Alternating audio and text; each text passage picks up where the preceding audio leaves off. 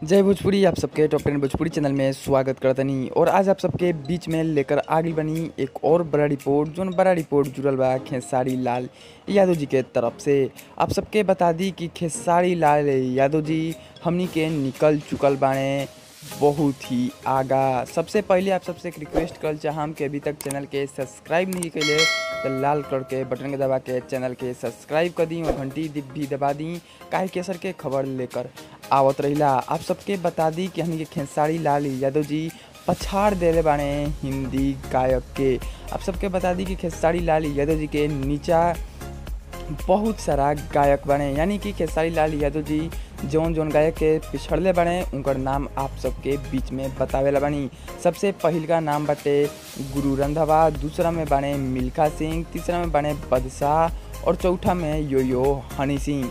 आप सबके बता दें कि सब गायक के पीछा छोड़ के खेसारी लाल यादव जी निकल गई बने आगा। आखिरकार कौन मैटर में आगा निकल बने आप सबके हम बतावेला बनी।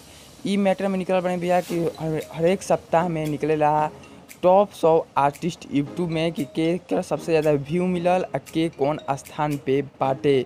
तो हमनी के खेसारी लाल यादव जी बाणे एकरा में 55 स्थान पे, वहीं पे बाणे गुरु रंधावा 64 स्थान पे और बाकी सब हनी सिंह, मिल्खा सिंह, बदशाह के नामो निशान नहीं के, यानी कि टॉप 100 आर्टिस्ट से भी बाहर हो चुकल बाने लोग। यानी कि हमनी के खेसारी लाल यादव जी पहुँच गए बाने 55 पे।